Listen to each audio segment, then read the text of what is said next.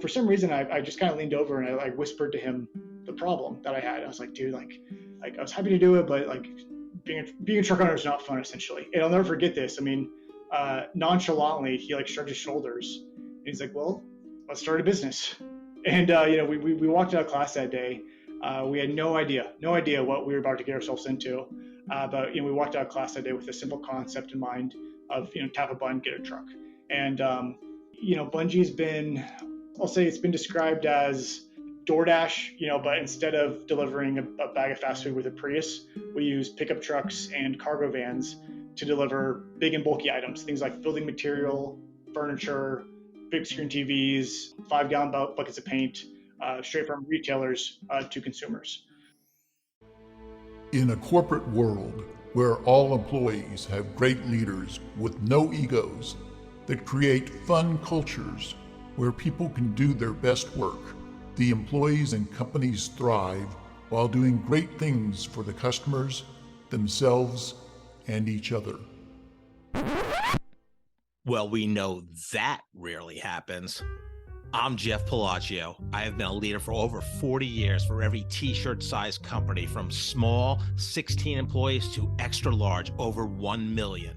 Please join me while I interview outstanding leaders that will share stories of great leadership and not so great.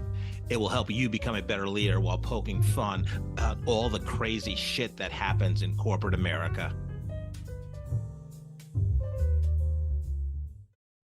Hi, I'm Joe Deshawn, and welcome to the Corporate Couch with Jeff Palacio.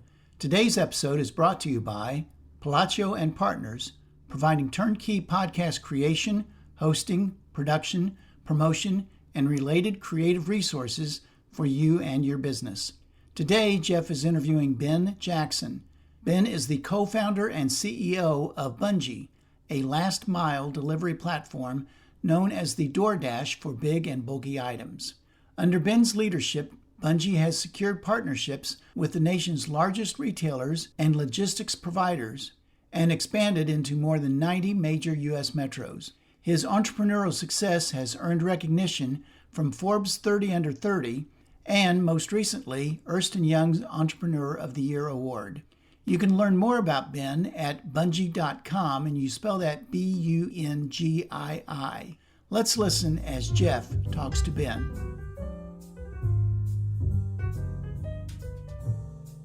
Ben, welcome to the Corporate Couch this afternoon. Hey, Jeff, how are you? Yeah, I'm very excited to have you. You're the first guest that created, not the first guest to create a company in college, but the first guest to create a company, and you're still so young, and it's been about 10 years that, it's still going and going strong and growing, and you come from a local, somewhat local, historic university, K-State. Go Wildcats. Yeah, very excited to talk to you. And any company that is brainstormed over drinks on Cinco de Mayo to found the company, it has to be a good story. And we'll get into the drink, the Nancy drink that's famous in Manhattan. The bar scene there is called Aggieville, I believe. Let's talk about maybe a little fun question, Ben, first. Even though people don't know you fairly well, what would surprise them about you? That's a great question, and yeah, I've never had a podcast start on this note. So Jeff, I love it. This is gonna be fun. What's surprising about me? I'd say the thing that most people like look at me weird when I tell them is that I intermittent fast. I don't eat breakfast. I don't eat lunch. I really eat dinner, and that's about it. People think that's the weirdest thing ever, which I mean, in all reality, it is pretty weird. Yeah. But I'd say that's probably number one on the list. Love it. I also intermittent fast. I've been doing it for about 8 years. Oh, wow. My wife thinks I do everything Tim Ferriss says to do. I'm a big fan of his podcast. Yeah. But I do eat lunch and dinner. I go about 16 hours on average, not eating. I'm just kind of weird where like if I do something, it's hard for me not to go all in. Yeah. I started just skipping breakfast, and then I was like, this is pretty nice. And I was like, let's see what happens if I skip lunch too. And I was like, this is pretty nice. Yeah. And now it's just dinner. I think there's like a technical, like maybe it's like one meal a day, or there's like a technical word for it. I forgot what it is, but I just say intermittent fasting because most people, realize what that is pretty quick. Now, what's the reason you intermittent fast? I'll tell a quick story behind it. And again, I love that we're starting off on this note. So I have my wife and I, we have two kids and one on the way. And when we were pregnant with our first child, my wife was kind of making comments and like, like she's great, she's hilarious, like all out of love, but she was kind of making comments like, Ben, like you're getting kind of big. Like, oh Ben, you're getting bigger. And like to me, I was just like, whatever, like I've never looked better. Like I'm not like, it's bulking season, like just not like comprehending it, just stupid, right?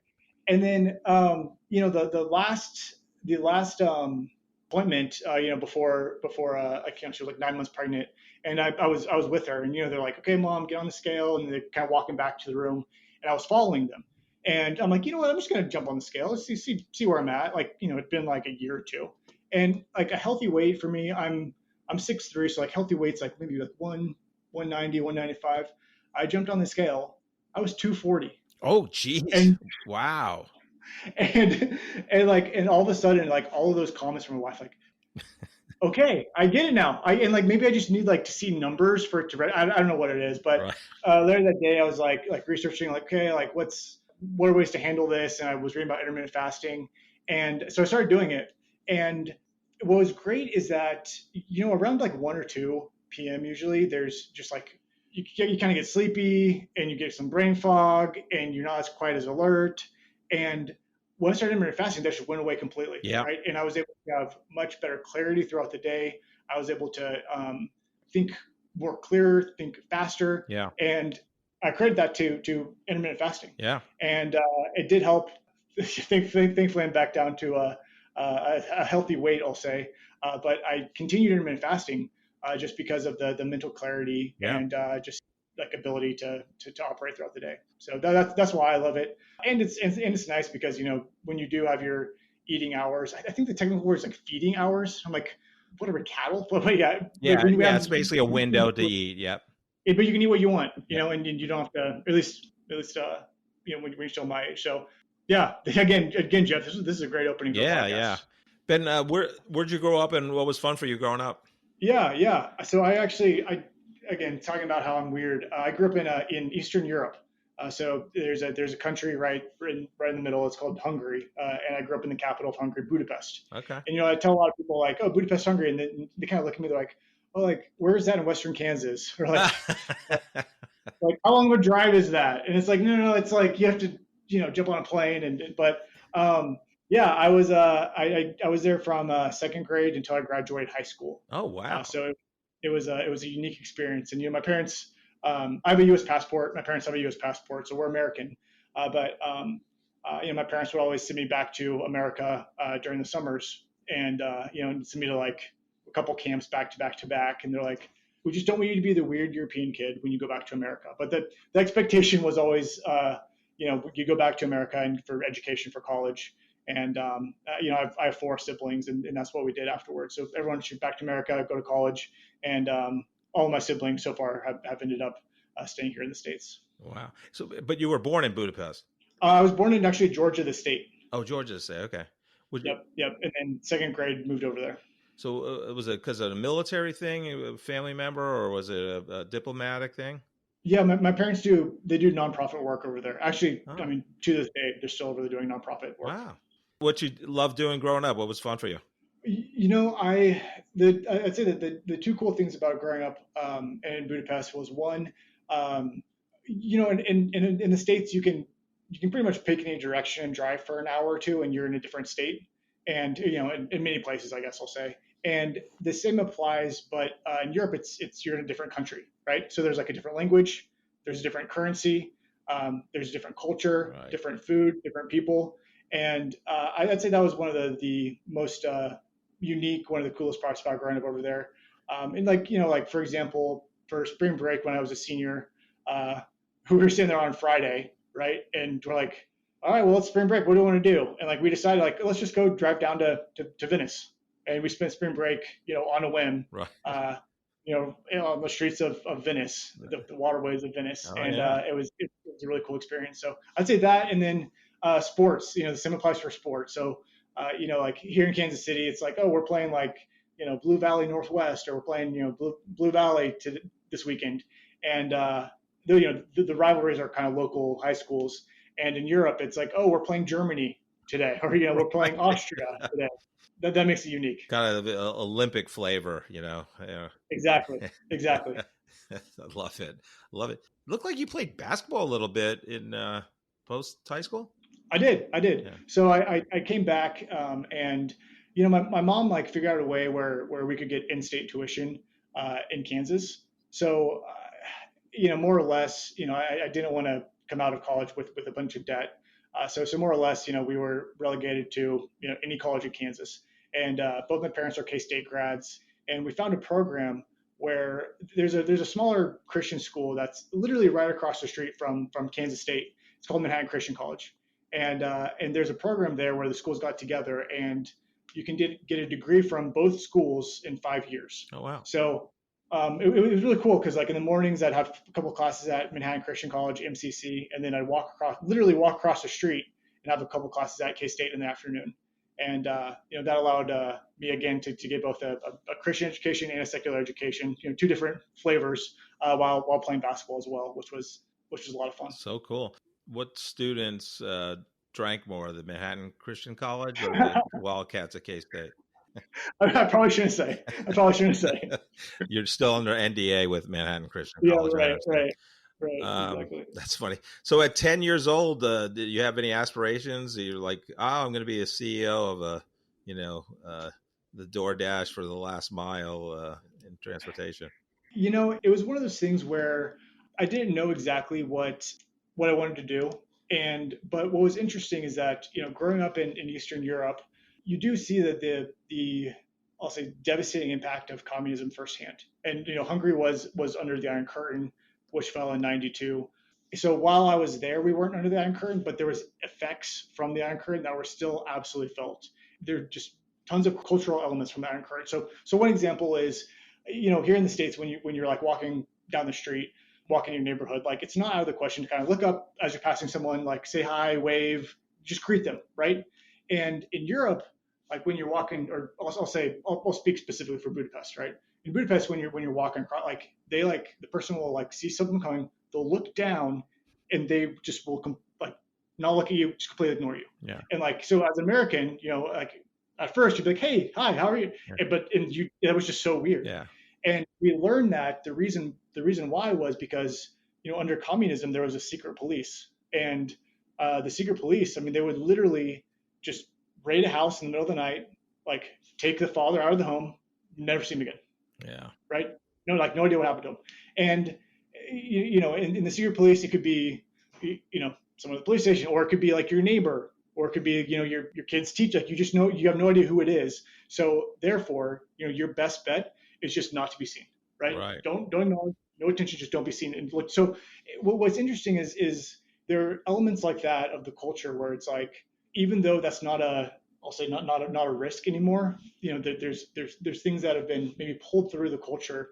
I don't know if it'll ever change, right? And it's interesting that again these effects of communism 20, 30, it'll probably still exist 50 years later, are still very much part of the culture. So that being said, I always had a tremendous appreciation for, I'll say, America and the American dream. And obviously the U.S. has its problems, but it's still absolutely the land of opportunity. And there are so many people, especially people in my generation, who just don't realize that. Right. So when I moved back for college, I always knew I wanted to start a business. I just didn't know what. So I kept my eyes open.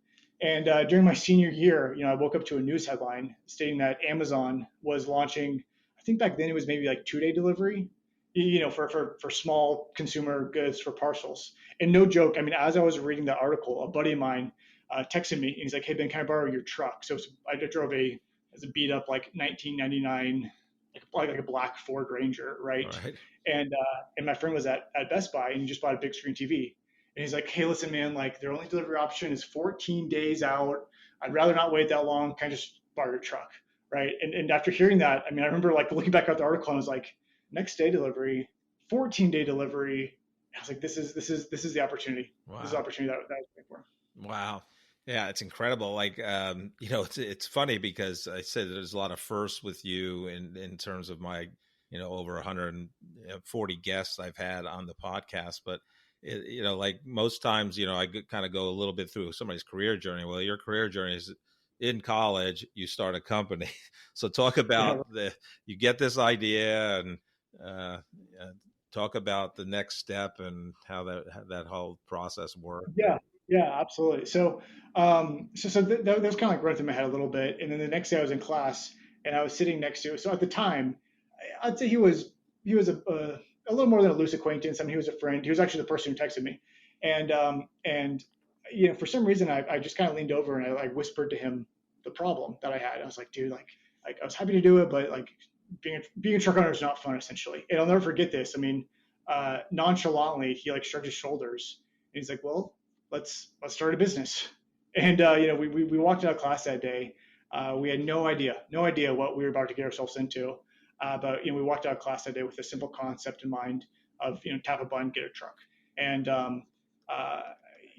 Bungee's been, I'll say it's been described as DoorDash, but instead of delivering a bag of fast food with a Prius, we use pickup trucks and cargo vans to deliver big and bulky items, things like building material, furniture, big screen TVs, 5-gallon buckets of paint, right. Straight from retailers to consumers. The thing about starting a business in college that I think is really interesting is in college you have a lot going on. There's obviously academic pressure. There's social. A lot of times you're playing a sport. Starting a business is the last thing that's on your mind. But I really believe that that's the best time to start business, specifically because like you have no bills, right? I mean, obviously bills and a lot of times, but like you're not paying a mortgage. I'll say the bills are already being paid, right? The bills are already paid, so there's very little risk in trying to start something. And it's not like right now today, if I were to start it, it's like, well, now I have a family and I have to make sure that we're making money. And for the first 2 years of Bungii, we took $0 salary, and then for years 3, 4, and 5, we took a $25,000 salary. So like, you have to sacrifice, right? That's part of it, but that would be really hard to do, once you're more established, with a family, with a mortgage, with kids. And in college, I'd say compared to adult life, you just have very little responsibility. So I'd argue college is the best time to start a business. And you don't know what you don't know, and I'd argue that's a good thing as well. But so anyways, so walked out of class that day, and I'll tell just a couple stories maybe from the early days. So we were kind of going back and forth with each other, and of like, how do we get this off the ground? How do we start this? And at first it was like, I'm just gonna like learn how to code. I'll take some like learn to code class over the summer, and I'll just build this myself. And it took like 5 minutes into some like introduction to code course, so like free course online. I was like, there's no way this is not going to happen. And so we tried a bunch of different routes, and most of them fell on their face. Or all of them fell on their face. We tried one. There's people down in Dallas who knew how to build apps, and we had 3 months, and they're like, this is too hard. There's a company from India who said they knew what they were doing. Waited 6 months, 7 months, and maybe $5,000 later, and it was like, nope, that didn't work.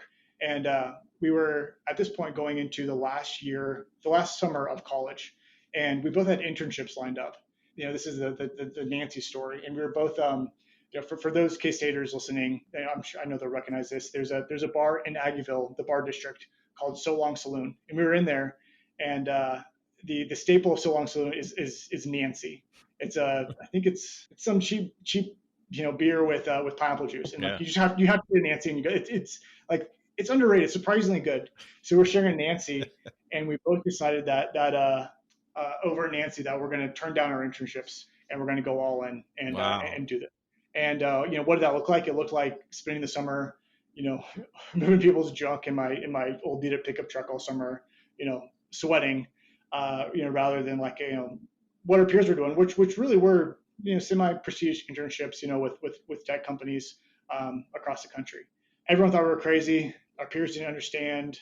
My parents are great, but I think my mom used the word foolish.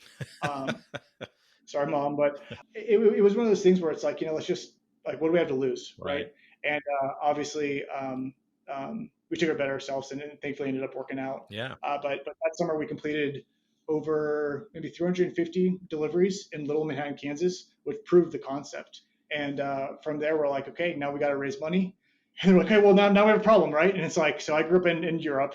Harrison, Bungie's co-founders from Denver, we're in little Manhattan, Kansas together. Like, we don't know anyone with deep pockets. We don't have deep pockets. Yeah. And an estimate to build the MVP, minimal viable product, the right way was like $250,000.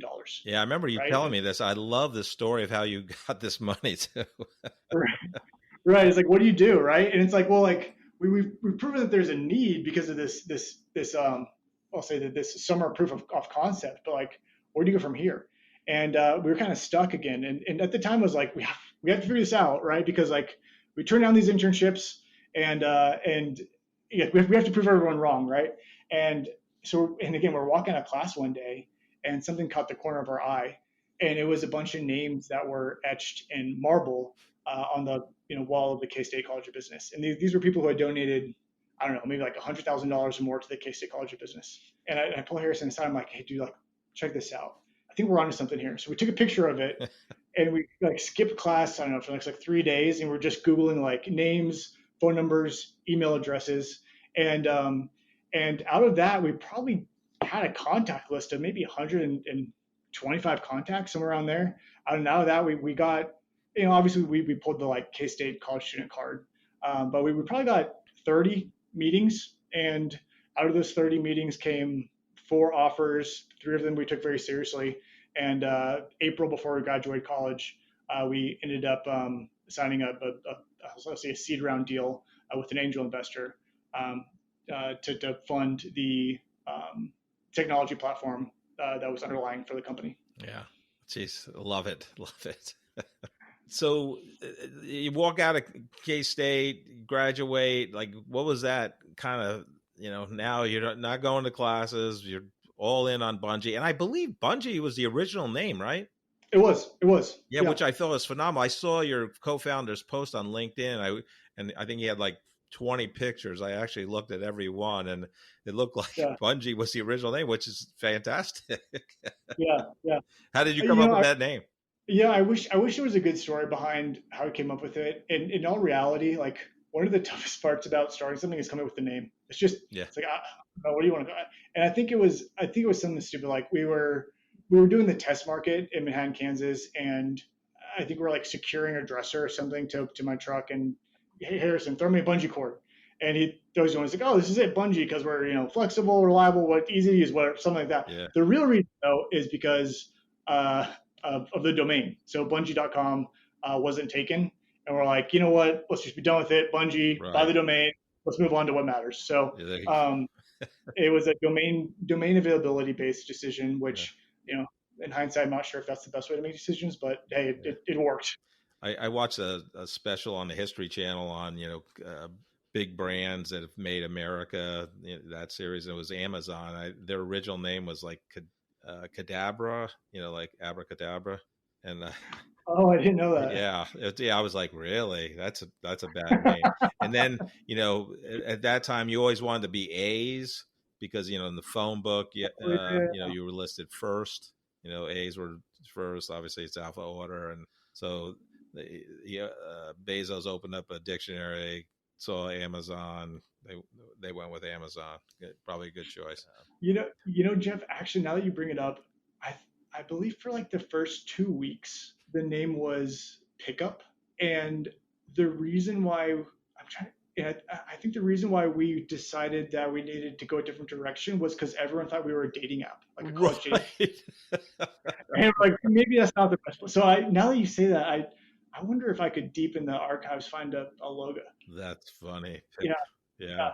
So business names are. I mean, if you do think about it, though, it's like even like Walmart. Like think about the name Walmart. Walmart. What? Yeah. What is that? I mean, business names are they're unique. And I know Walmart's a big. They're a customer of yours, right? A client, or is that? They are. It's really interesting because COVID caused really every retailer to completely rethink their supply chain. And looking at let's just nerd out on supply chain for a second, if that's okay. The supply chain now it's highly fragmented with wide discrepancies in cost, quality, availability, transparency. It has one of the lowest net promoter scores across any any industry.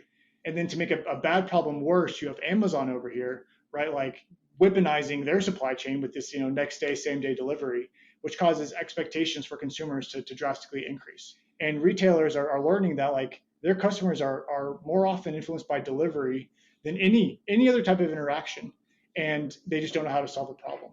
What's interesting is that how these major retailers are responding is that they're using their existing infrastructure, the ownership of the real estate as their advantage. So, there's these Walmart facilities, Walmart warehouses popping up on the outskirts of, all major cities across the country.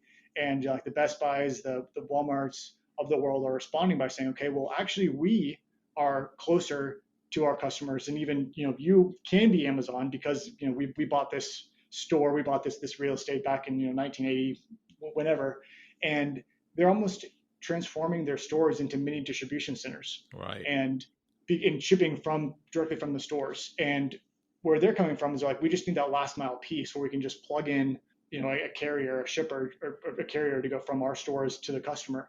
And coincidentally, that works really well with gig-based concepts because most likely, the Bungii driver, the DoorDash driver, already lives in that neighborhood. So, right. Walmart's leveraging these type of companies just to plug in the last mile piece and pick up directly from the store, ship to the consumer.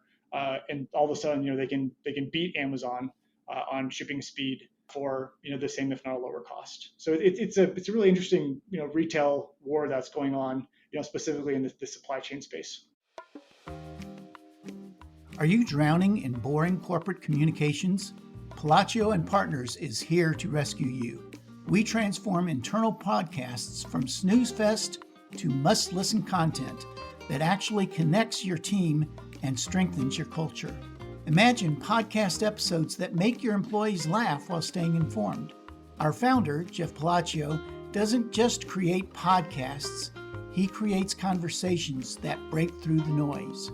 Whether you're a growing startup or a massive corporation, we turn your company's story into audio gold. Leadership becomes human. Remote teams feel connected. Your message cuts through the clutter. Palacio and Partners, where corporate communications gets a fun makeover. Let's make your podcast work harder than your email inbox ever could. Jeff is happy to share his insights on podcasting with you. You can contact him via LinkedIn or schedule a Zoom call via the link in the episode description. Talk about Bungii and your COVID experience, and there was a pivot involved there, I believe. That's a story.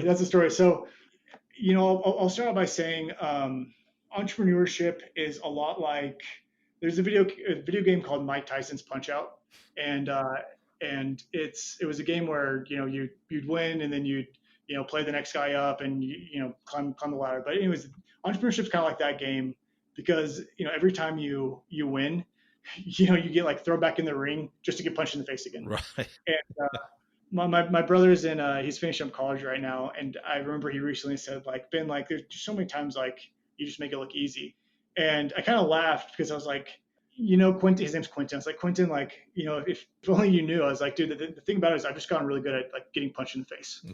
And one of those hard hit I'll say was in March of 2020. So going into March, we were on fire. We had 3+ years in a row of 100% year-over-year growth. That's a gold standard in tech startups. We had just surpassed maybe our 200,000th delivery. We were expanding into our 30th major metro, and there was this tidal wave of consumer bookings that was fueled by very aggressive ad spend. To say it differently, our demand primarily was originated in store, but it was originated by consumers. So I'm at Costco. I want to buy the sectional. Okay, I'll download the Bungii app. I'll use Bungii to get home. And then COVID happened, and the stay-at-home orders, they dropped like a hammer. Right. And at the time, like we don't know if it's going to be a week thing. We don't know if it's going to be a 2-week, 2-year, 10-year thing. The people were saying like social norms are going to be completely changed, and like no one's going to shake hands anymore, right? Like those are the conversations we're having. Right. And retailers completely shifted their strategy overnight.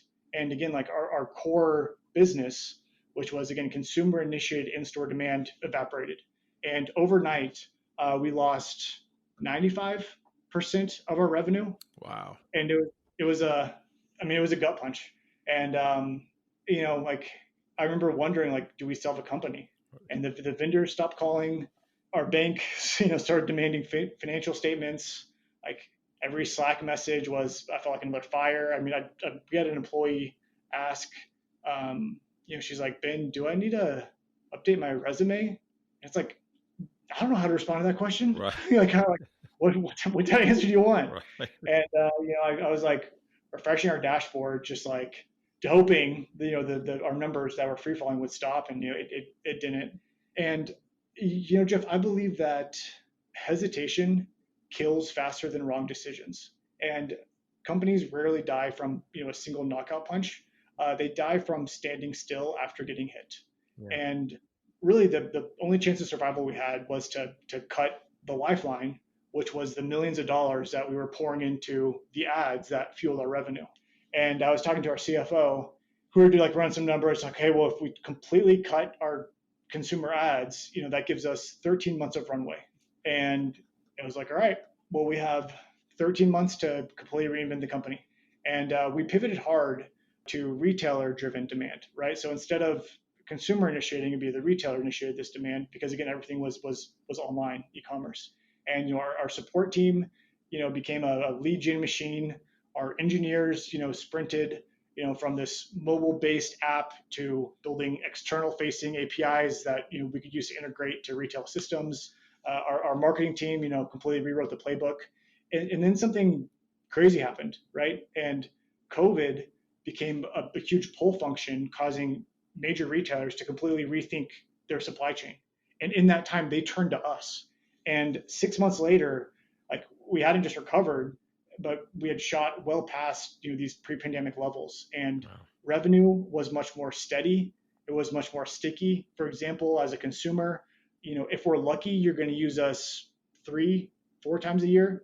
But like 25 big screen TVs, walk out of Best Buy's front door every single day, right? So like all of a sudden, again, revenue is sticky. It's more steady. Our average order value tripled. Our margins soared. Consumers are fickle. They're like, we want this delivered, but we want it delivered like down the steps, through the narrow hallway, up the elevator, down to the back. In our contracts with retailers, are like, consumers expect threshold to drop off on the front door, like Amazon, and move on to the next one. So like margins soared. But the real win in that was that we weren't held hostage to this ad spend. Right. And we look up and we built this highly profitable B2B machine.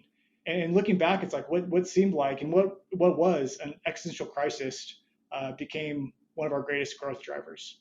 And it's just interesting how those make it or break it moments usually end up being some of the most critical times in a company and really help shape the company, the direction, and who they are. And that was definitely the case for us. Yeah. So did you have to lay off people during COVID, or were you able to kind of weather the storm? Or I know it was a tough time for a lot of CEOs. That's something I'm very proud of. We didn't do any layoffs. And it's one of those things where it was like everyone was being laid off. The job market was crazy. And there was just a level of loyalty that I felt, and it was like, listen, if we can last as long as we can with responsibly avoiding layoffs, we're going to do it, because with everybody getting laid off, there's just so much uncertainty. Yeah. And that's with your team, these are people, especially in smaller companies, smaller startups. These are people you're in the trenches with, right? Like, these are people like you're taking grenades with, right. And to me, there's a level of loyalty that I have of like, we're going to do what it takes to make sure that you're treated well. We're going to do what it takes to make sure that like your family, we have enough to provide for you and your family. And again, COVID's an example of that. Yeah. So you become basically a CEO I mean, it's hard to be any younger and become a CEO of a real company. So who were some of your role models or mentors, or were there books? I think what modeled your kind of leadership style? Yeah. Have you heard of Naval Ravikant? Yes. Yeah. Okay. Yeah. Okay. He wrote the And Black Swan, yada, yada book, something like that. And he high tech guy, yeah, but yeah. yeah, yeah. And what I appreciate about the most about him is that he's an immigrant, he's a serial entrepreneur, he's an angel investor, and but the cool thing about Naval is that he grew up dirt poor, without a father, and he spent most of his formative years in a public library because his mom, who worked full time, couldn't afford daycare, so she just dropped him off in like a library, and I'll be back at the end of my shift, Wow. and yeah, right. And it's like in that type of scenario, like he had every excuse in the world, to end up on the streets or in prison, but he did the exact opposite. And he graduated, I believe, from Dartmouth, and has founded again multiple companies, including AngelList. I believe AngelList sold for over $250 million. Yeah. There's a lot of respect I have for people who have every reason not to quote quote make it, but still do. And his life is really an inspiration to me and a testament again to the American dream. Yeah. Yeah. Geez. Yeah. Yeah. He runs around with Tim Ferriss also. He's been on. Oh, he does. Okay. I didn't know you were such a big Tim Ferriss fan. Yeah, Tim's great. that's what got me into podcasting. I had read the 4 Hour Work Week, and then I have a bunch of Tim, call him Tim like I know him, but Tim's books back there, 4 Hour Body, Yeah. and Yeah. 4 Hour Chef, and Tools of Titans, and Tribe of Mentors, and yeah. So I'm a big fan. Then he came out with his podcast in 2014. He just celebrated 10 years last year of his podcast. He has like 1 billion downloads total. I'm a little bit behind that, but I'm approaching him fast. You're catching up. Yeah. Slowly. If I live to 150, I might catch him. But Right. yeah, no, I just love all the people he's interviewed, and you can learn so much, and he's just a wide variety of people, and I've learned a lot. Yeah. For sure. I was on your website. You're in 80 plus U.S. markets. You even had it by zip code, 37,000 zip codes. So I actually was in, I ran a lot of sales and marketing analytics team. So I used to know how many zip codes there were in the U.S. I actually Googled it because you don't need to retain that information anymore. But you're at 41,000 total zip codes in the U.S. You're at 37. You had 10,000 plus, great delivery drivers and things like that, and partnering with Walmart and the Best Buys. So you've won. You're up for Ernst Young's Entrepreneur of the Year. You're one of the finalists, so congratulations on that. You've won Forbes 30 under 30. So what's next for you? What's next for Bungii? We're really on the final stages here of a nationwide infrastructure layer that facilitates our niche, which is on-demand, last mile big and bulky delivery. And that includes the vehicles, the drivers, the retailers, the partners, the logistical IP, the tech platform. I mean, really end-to-end value chain process and knowledge. And it's quickly becoming one of the biggest sharing economy footprints, across the U.S. But when I reflect on that, the journey wasn't glamorous. My one advice to younger entrepreneurs is, if you do it because you want to be, on a yacht in the Bahamas, you're going to lose, right? And avoid the glamour, avoid the bling, keep your head down, and just build. And really, the variable to success is hard work. That's the one variable to success. And there's a quote by his name's Andrew Weinrich, and I'm going to butcher it, but it's something like, the winners are the people who stay committed and build over a protracted period of time. The winners are the ones who ride the highs, the lows, who are willing to pivot and commit for 10 years. And if you're not willing to make a commitment for 10 years, it's not worth doing in the first place. Right. And, there's a lot that I relate to that, where my journey, it wasn't glamorous. And, I've taken, and it's not me, every founder, right? It's I've taken midnight support calls. I've driven, in the early days, through a snowstorm to make a delivery personally, right? Like I said, I felt the gut-wrenching punch of a 95% collapse in revenue overnight. I've written personal checks to make payroll, and rebuilding this business model from the ground up. And Bungii is no longer this scrappy startup. And to your point, we've really become a category defining tech-enabled leader delivering with the speed, the flexibility, the precision that traditional players just simply cannot. Again, proven by our 87 Net Promoter Score.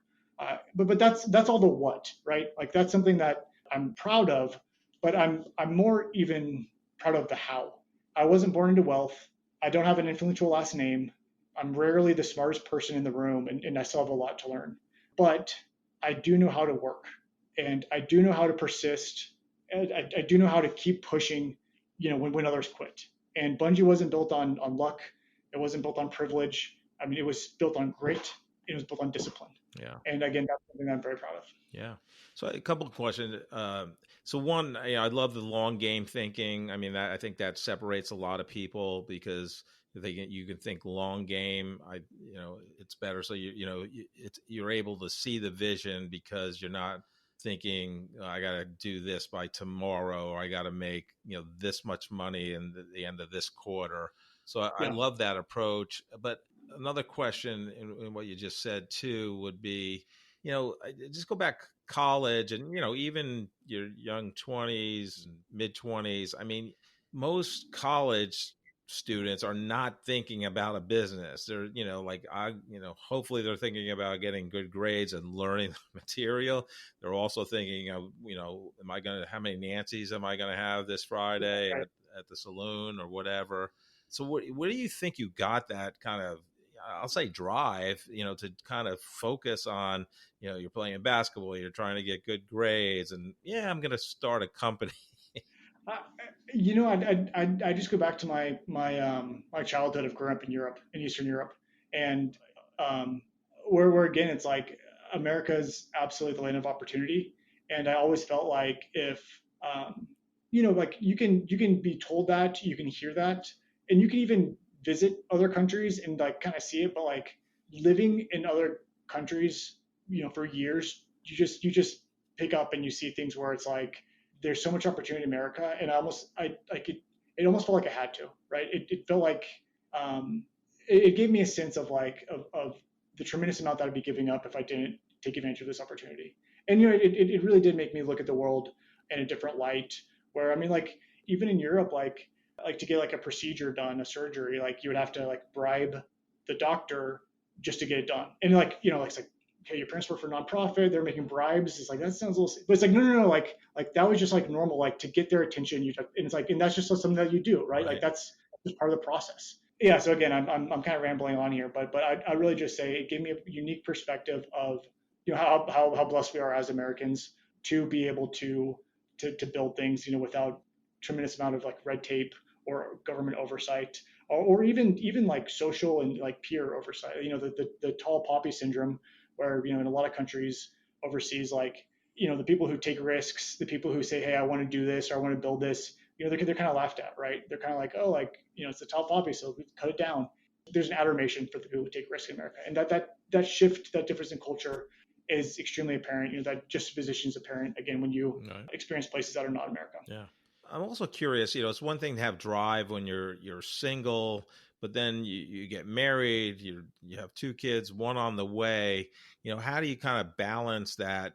I'm sure you want to be a good, partner and a good dad, and also a great CEO. Also, how did that change you, kind of establishing a family, and how did that relate to your work?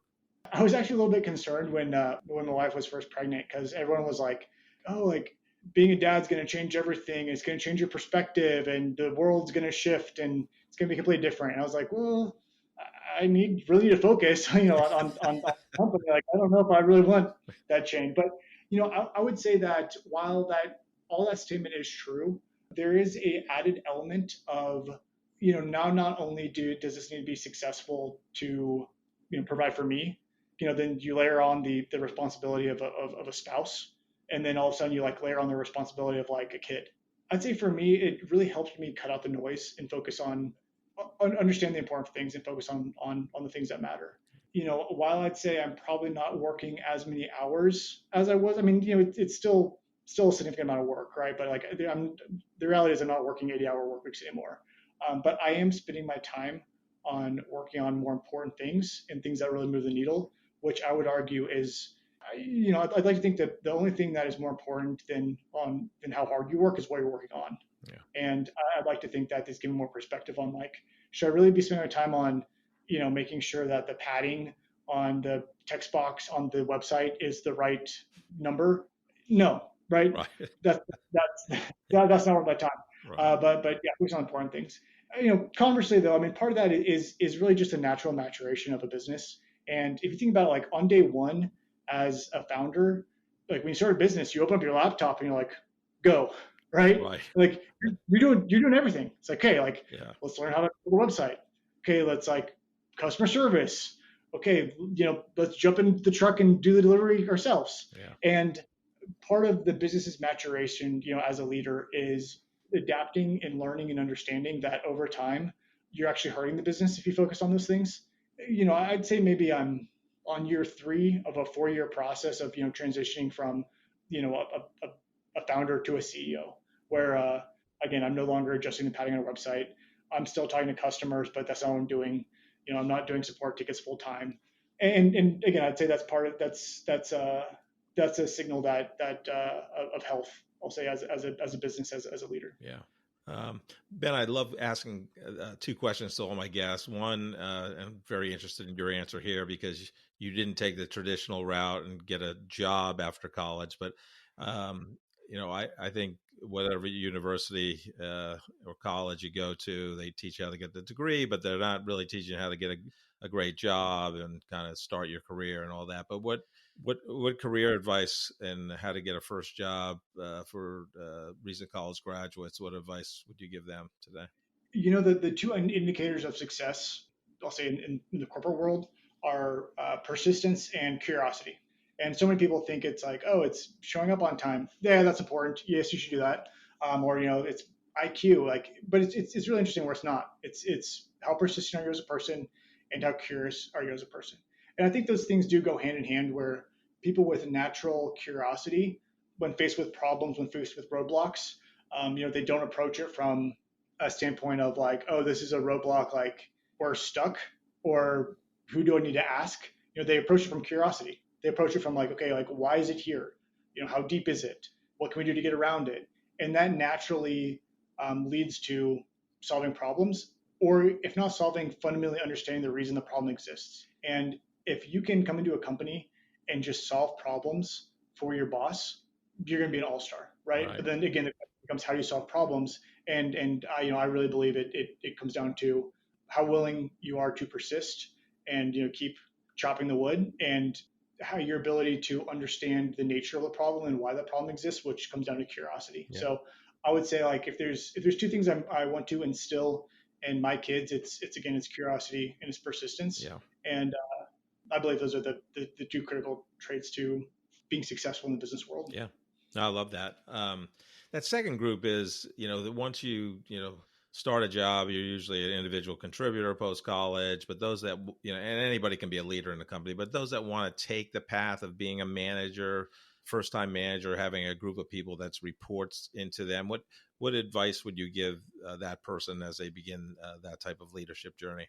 I think the underlying trend, really from the top to the bottom, is what I said, which is like, can you solve problems for the person you report to? And again, that could be entry level to your manager. For me, that looks like solving problems for our biggest customers, and it looks like listening to things that they're having, being naturally curious about it. Okay, again, what's the nature, and then solving it for them. So I'd say that extends, I'll say, across the entire corporate ladder.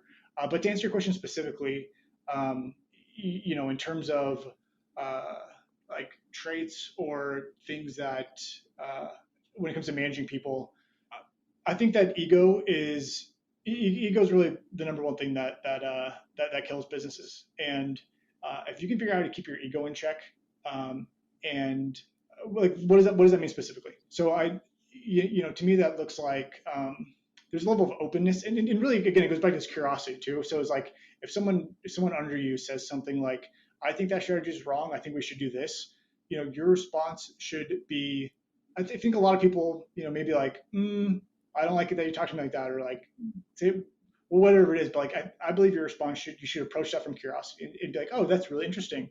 Like, why do you think that? And let's talk about it. And a lot of times in our leadership meetings, if you were a fly on the wall, you'd be like, these people are arguing, they're borderline like yelling at each other, like they must hate each other, right? And like you walk out of the room and like we're like very, very close, best friends. And it's like, wait, what did I just see? What's going on there? But there's definitely a level of when you're managing people of like fostering a culture of communication, of openness, and where everybody from top to the bottom can feel free to express how they feel, really without judgment.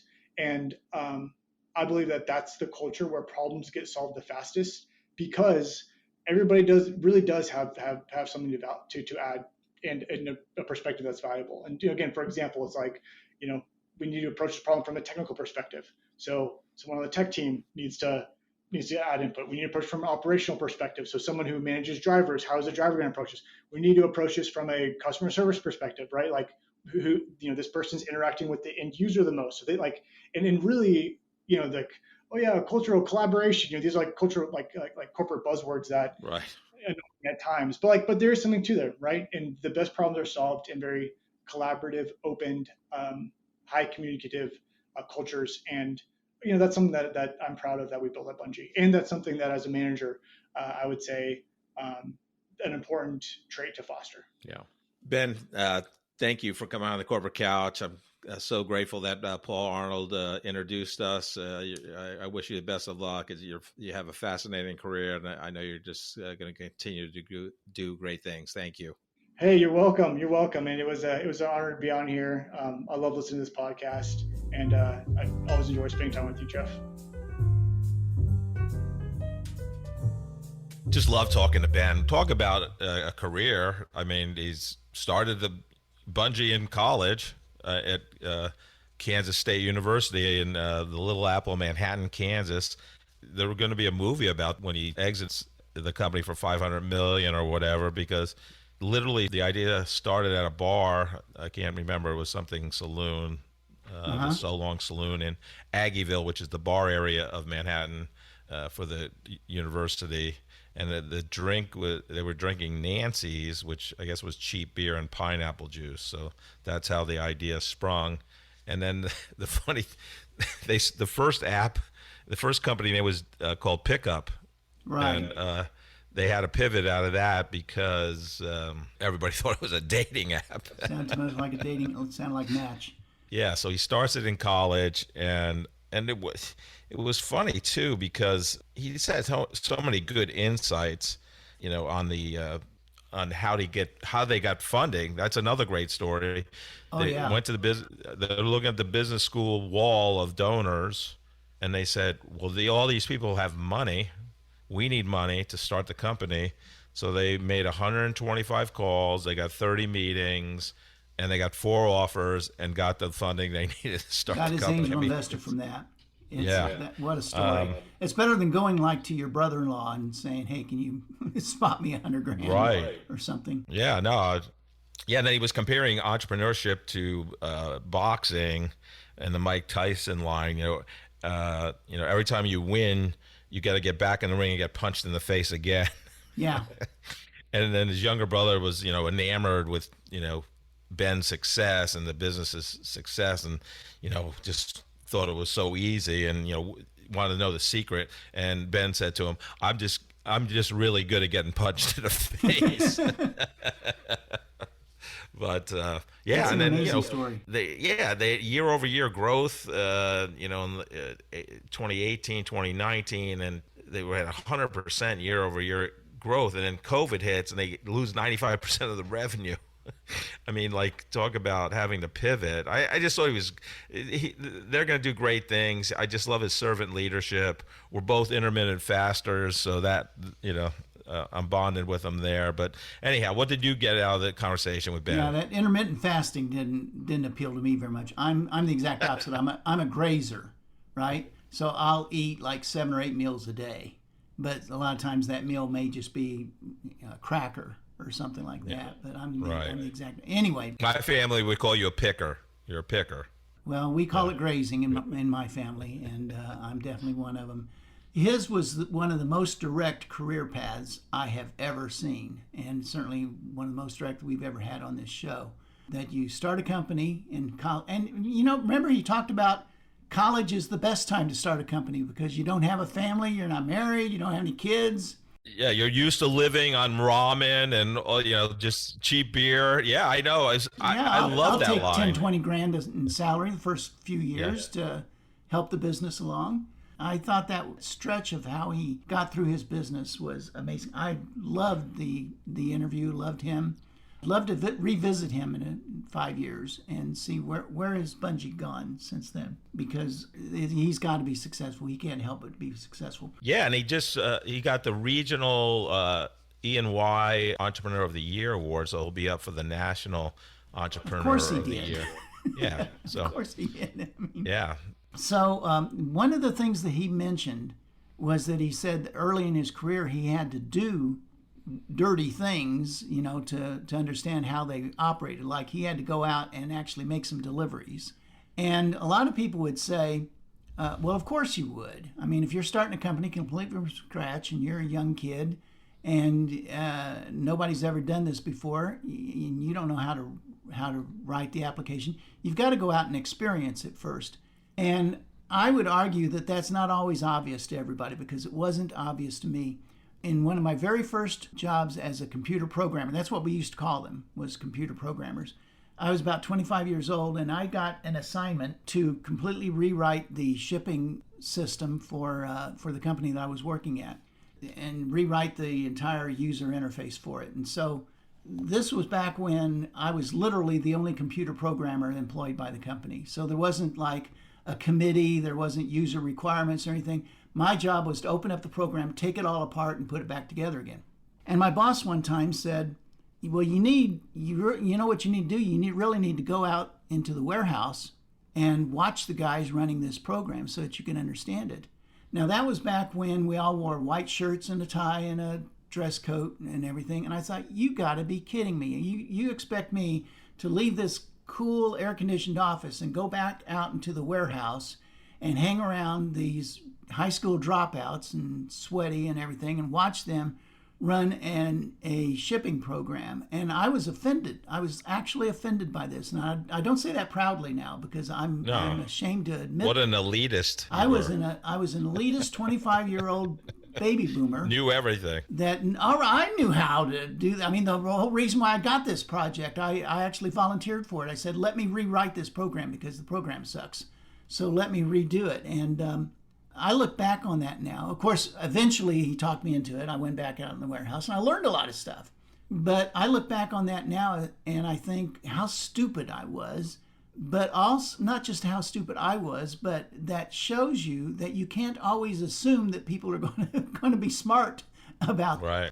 Just because he decided that he needed to go out and make deliveries, that doesn't mean that everybody could go out and make or could have that idea to go out and make deliveries. Some people just aren't that smart, and they need to be coached into things like that. So it was a great interview. Absolutely loved it. Yeah.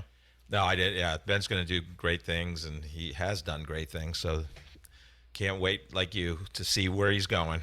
Yeah. Joe, what's going on in the life of Joe right now?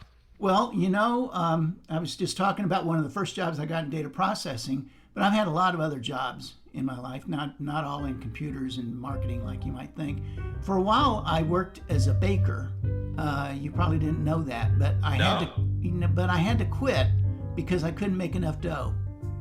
Thank you so much for listening to this episode of The Corporate Couch. If you enjoy the podcast, I would love for you to take 2 minutes out of your day to rate us 5 stars and write a review. Please join me next week to learn from another great leader sharing their professional journey and insights.